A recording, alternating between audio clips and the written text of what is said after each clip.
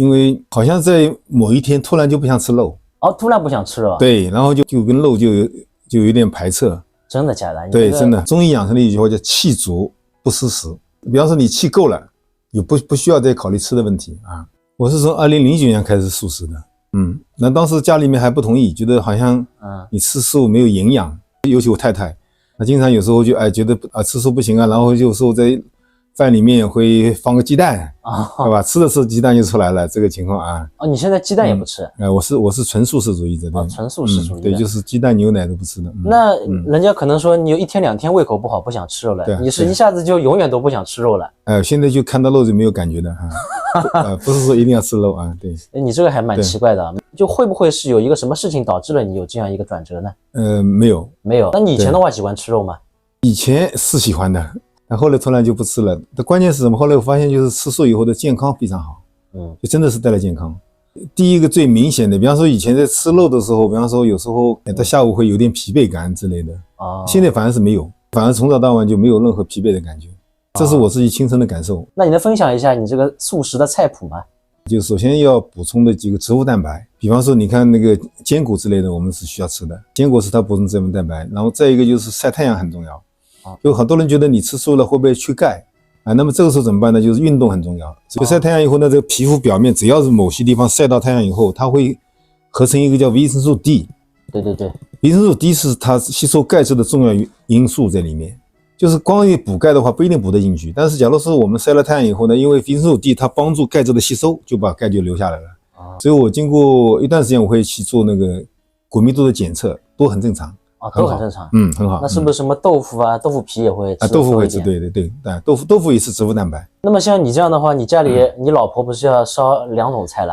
我现在太太也慢慢的成为素食主义者了，当然她没有全部，但她也现在完全认同，因为她通过这么多年，你看我从09年到现在，她已经完全认同是原来素食是健康的。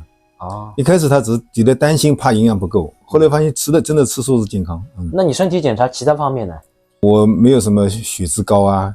血压高啊，以前有那个脂肪肝的，现在脂肪肝都没了但我也讲一句那个话就大哥你看上去好像也不是很瘦一般一吃素的话不是应该很苗条了吗？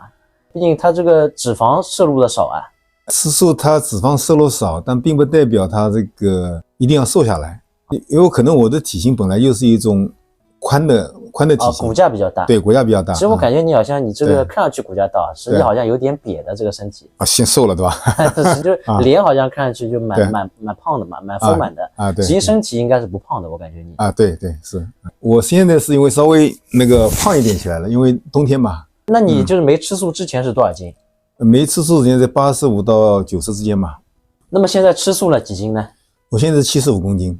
你说你没吃素之前那个时候我是85到90之间。那就是说你有轻了20斤了，吃素到现在对就一直维持在这个体重。现在就维持在这个体重，对。那么像米饭什么的呢，也是正常吃？正常吃，对。那吃素的话还有一点就是会容易饿吧？应该就是我们的饥饿感呢，很多时候来自于这个从养生来说吧，它更多的是要采气很重要。就中医养生的一句话叫气足不思食。比方说你气够了，也不需要再考虑吃的问题那这个气怎么来呢？就是我们现在所以每天早上我都是要练一套那个相当于养生操这样子把那个气就踩进来了踩进来就是觉得好像就没有饿的感觉是这样子那这个我觉得需要推广一下。对，有很多这个需要减肥的朋友。首先有一点声明，就是我并不是对肉食有偏见就吃素跟吃肉它没有道德问题，对吧？只是我通过自己的实践发现素食真的对人的健康很有帮助，所以我就开始推广素食。所以就从今年开始，我就目前担任的是上海食文化研究会素食专业委员会的执行会长。相当于是有一个半官方的身份来推广素食。这样子的，显得更专业一点。对，